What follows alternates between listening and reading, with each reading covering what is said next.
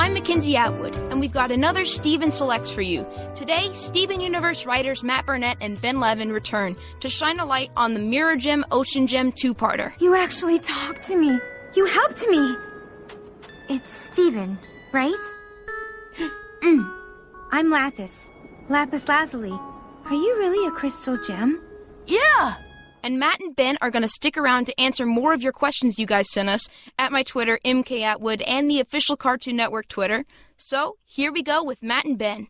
Thank you guys so much for being here again. Yeah. Hey, thanks for having us back. Yeah, for sure. So, there's a lot to talk about with Mirror Gem and Ocean Gem. It was definitely a game changer.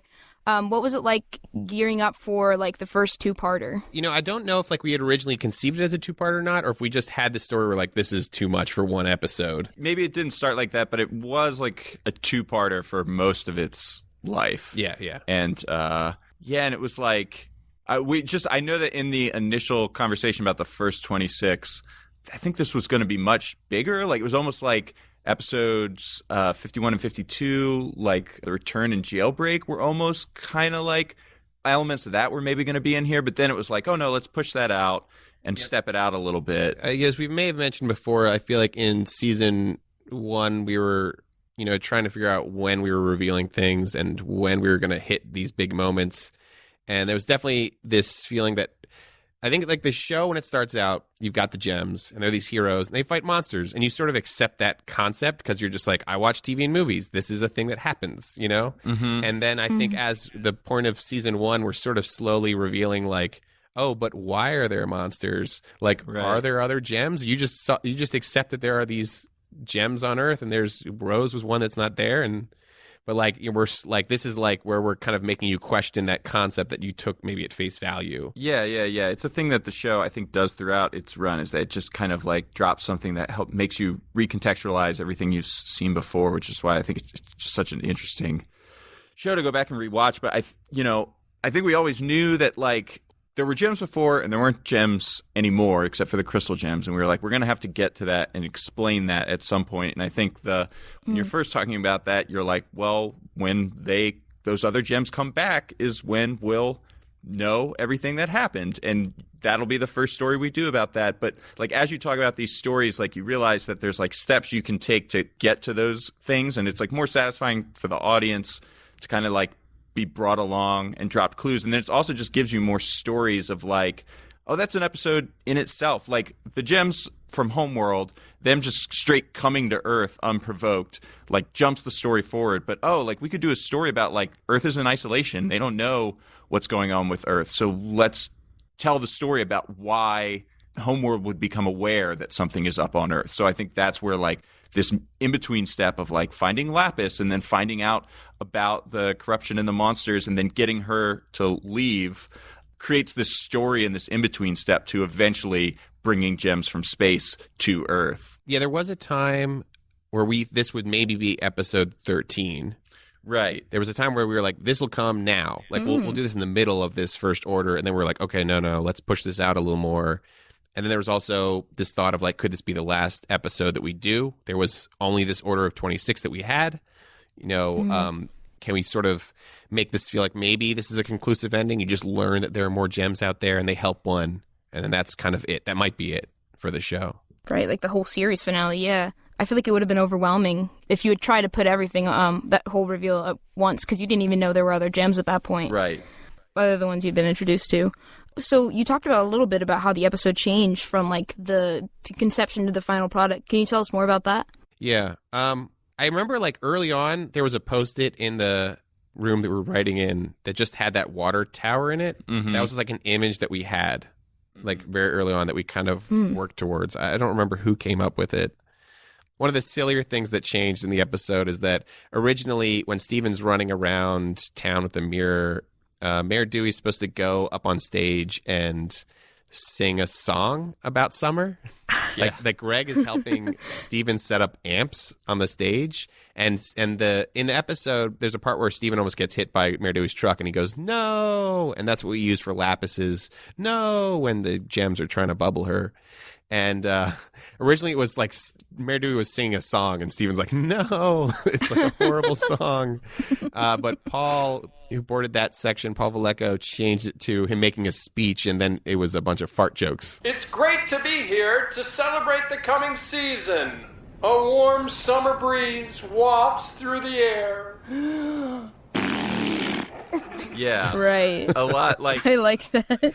Yeah, it's funny because with Lapis's character, as we've moved forward in the series, the one thing we've had to always like remember is like Lapis likes fart jokes. Like she laughed at those fart jokes early on. So there's a part of her that enjoys Steven's like silly sense of humor. Yeah, I totally get what you mean. It's easy to forget about that when you see her being really like moody, but it's like, oh yeah, she was in the mirror.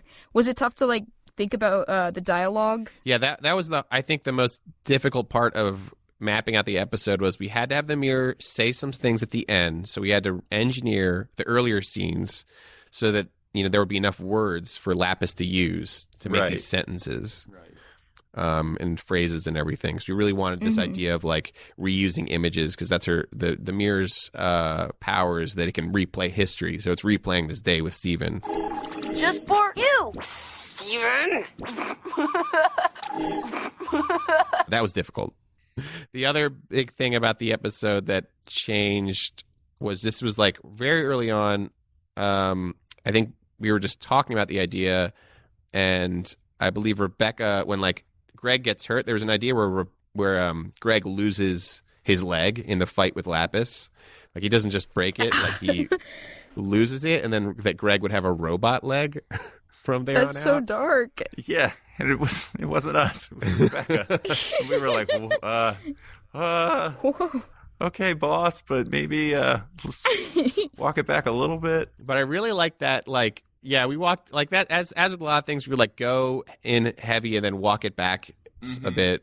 But like, I like that image of Greg with a robot leg. Like it's a nice way to start out another season with just like Greg like with part like cyborg. He's changing as Steven is changing. Yeah, that would be crazy. If he had powers attached to it, I want to see Greg join the fight.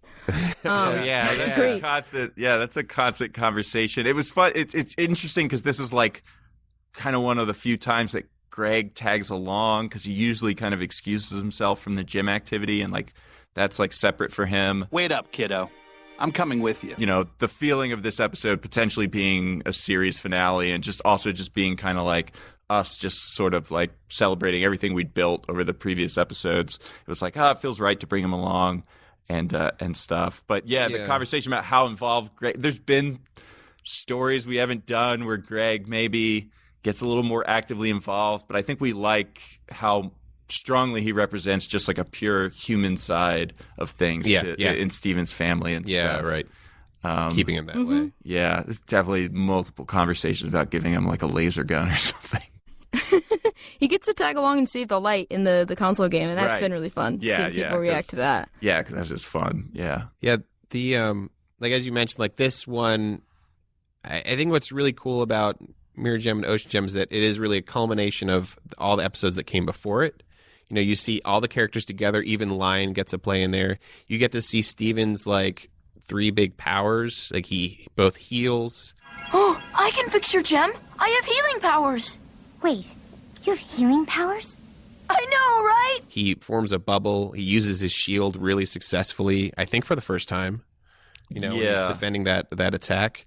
And like this episode builds on like several episodes before, which is like one, for this episode you had to know that like gems can be poofed, and they are then actual gemstones that then can reform, so that you know what's going on with Lapis. You have to know that gems can be cracked, to know that they can like be healed, and you have to know that these monsters existed and everything to see then that like this reveal that like those monsters are other gems. This gem, these tools, they all could be other beings. Yeah, the whole episode is full of nice, just little payoffs from everything we had set up. Because even watching again, just the fact that like Connie and Lion exchange a look when Steven is falling, and they're the ones who save him from Lion 2.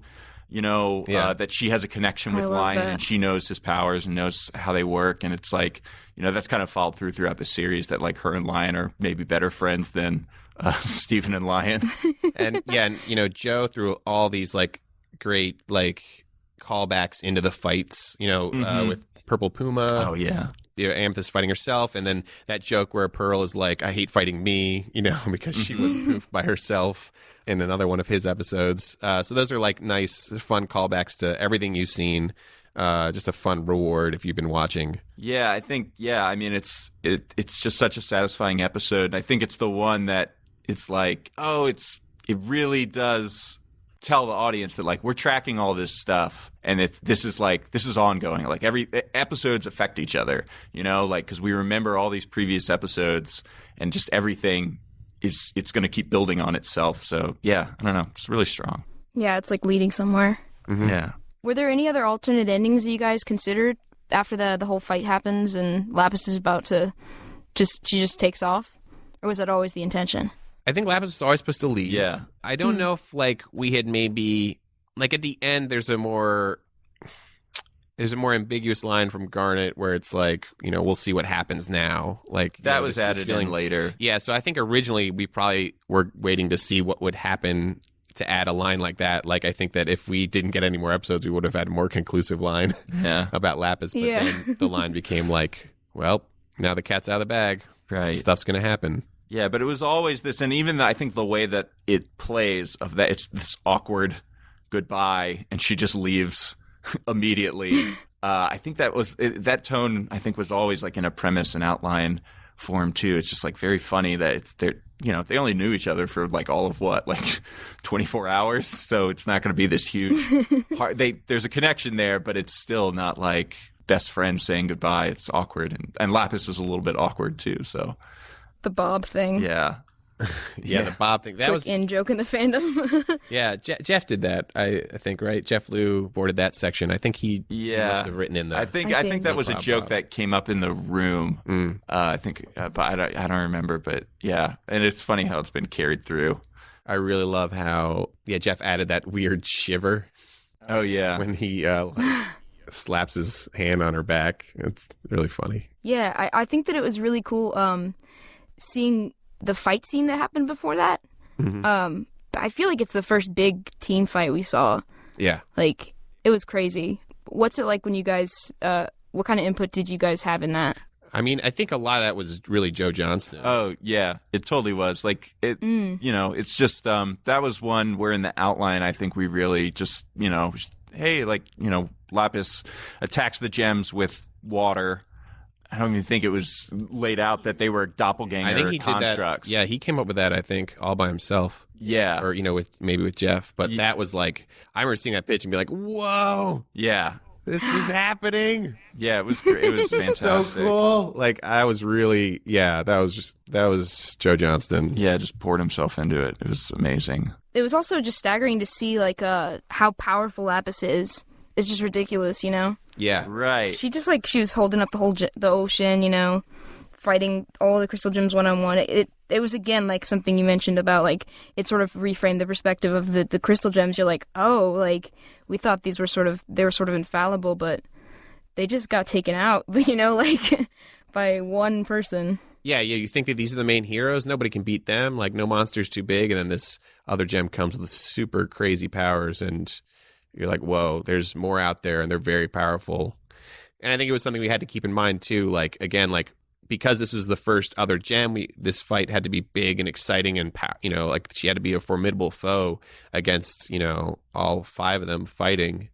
But, we had to remember that later on, in the series where it's Lapis is super powerful. We can't forget. She took the whole ocean and made a tower out of it. Yeah. You have to remember, she likes fart jokes, and she could make a tower out of the ocean. So keep that in mind. Was it the whole ocean she took, or was it just the surrounding ocean? I'm sure it was a section of the Atlantic Ocean. I don't think it was the... Gotcha. Because I think if it was the whole ocean, she might have gotten a little higher. She got pretty high, though. Yeah, I mean, I don't know. It's a lot of ocean, but... It was some part of the Delmarva seaboard. Yeah. When she, leaves Steven, and he's just sort of chilling on the top of the tower, was she, did she just not care, or was she just not thinking about the fact that it was just going to collapse? I don't think she cares. I don't think it's just like she's just not thinking about it. I think that, her character, especially at that moment in the series, is so much about self-preservation because she's been sort of trapped and victimized for so long that she's just desperate to escape it. That, Steven was nice to her, but was just kind of a stepping stone to getting out of there. And he made it clear that he didn't want to leave. So it's like, see you later. Yeah, she's and also I think she doesn't totally understand humans the same way that later we see that with Peridot doesn't understand. Like they're aliens, so she might not quite grasp what would happen to Steven if he fell from that height. Okay, cool. Yeah. Thank you guys so much again for coming in and talking to me about the episode. Do you guys have some time to stick around and answer some fan questions too? Sure, of course. Awesome. All right, Ben Levin and Matt Burnett are ready to answer your questions. First up is Triumpus, who asks, what is good music to get in the mood for writing the show? I don't recall listening to specific music while writing for Steven, because a lot of the writing, would be us in a room talking to each other, trying to figure out a story idea. But sometimes while writing outlines, if there was a sort of a genre episode or like maybe some sort of fight scene or something going on, listening to music that might be underneath that helps come up with ideas. I think we're just in general when writing and trying to come up with ideas, I'll sometimes listen to movie soundtracks or anything like what would be the theme of this episode, and then just listen to music and picture moments that could happen. Mm-hmm. And that does help come up with things. Mm-hmm. Yeah, movie soundtracks and stuff I feel like put me in the mode to kind of think about this stuff. But I actually I steer clear of music when I have to write, because it just I don't know, mentally it does something weird to me, and I know that some other people are like that. So I feel like I'm like a robot. It's more of like a brainstorming thing. If you're just kind of musing about what could happen before the pen goes on the page. That's where I find it helpful. I do a lot of it in the car. Like I'll just put on something in the car on a drive-in to the office to just kind of pump me up and get in the feel of something. And then, but when it comes down to sitting down and actually writing, I'm just just do it. Okay, cool, yeah. I'm the same way. I cannot focus when there's music on. All right, I have a question from Soulmania. They want to know if localization is ever considered when you guys are writing, just thinking in terms of, jokes that would get lost in translation. Well, we do think about the global perspective sometimes with episodes like Hit the Diamond, where it was about baseball and not every country knows what baseball is. Yeah. So we had to explain what baseball was, and when we were doing it, we were like, oh, right, baseball's super confusing. Oh, yeah. It was just this game takes so long to explain. I hate baseball. So that was definitely one time where it was like, right, they're not going to know what baseball is. I think for the most part, puns don't work well in translation, but I don't think we've thought about that much. And we don't do a lot of referential, pop culture references, so that's not really a problem. Right. We'll get sometimes, cultural sensitivity. Sometimes we'll adjust some things or something like a phrase in America that we just use every day might mean something different in another country, so we'll adjust to accommodate that. Yeah, or just the note about spitting that we get all the time, where I think in other countries they try and not promote spitting, and so when we have characters do a comedic spit take, they're like, please don't do that.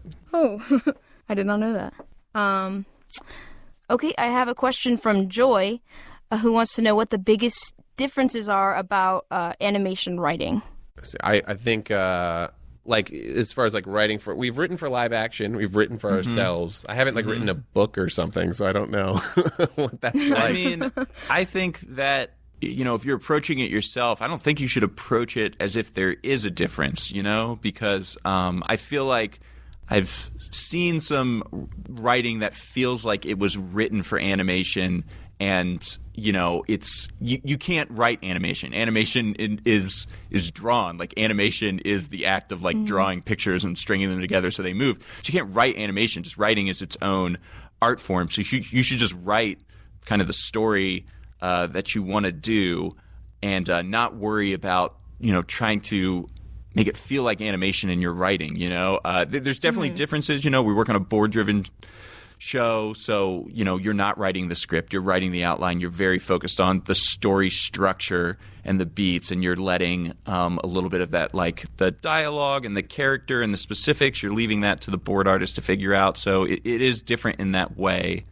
But yeah, there's no need to approach it wholly differently. I think that when you're approaching writing for animation, you're thinking, how can animation elevate this? But you don't have to make it zany or goofy. You can write any sort of story. Yeah, you're writing real people and stuff, and you might be, you can write gags that break reality probably a little bit easier in animation and stuff, and but you could be working on a live action show that's very silly and has stuff like that in it. So, I don't know. I do feel like no, it's the same for both. You write with the limitations of the medium in mind, of just like, let's not do a lot of crowd scenes for animation, because that means that every single person in that crowd has to be drawn by someone. So let's, sometimes you might try and make it easier on the animators when you're writing animation if you want to be a well-liked animation writer.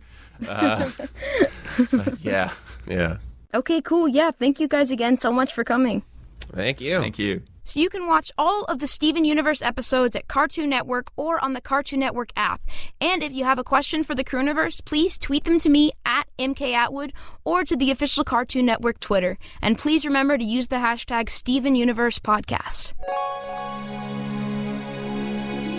The Steven Universe podcast is produced by Stacey Para, Charles Abadje, and Conrad Montgomery. Special thanks to Rob Sorcher, Cartoon Network Studios, and the Crewniverse. Join me along with writers Ben Levin and Matt Burnett again next week as we go behind the scenes of Season 3 episode Monster Reunion. And please be sure to subscribe to the Steven Universe podcast at Apple Podcasts or wherever you listen to podcasts. And please leave us a 5-star rating and review while you're there. I'm McKenzie Atwood, and I will see you next Thursday.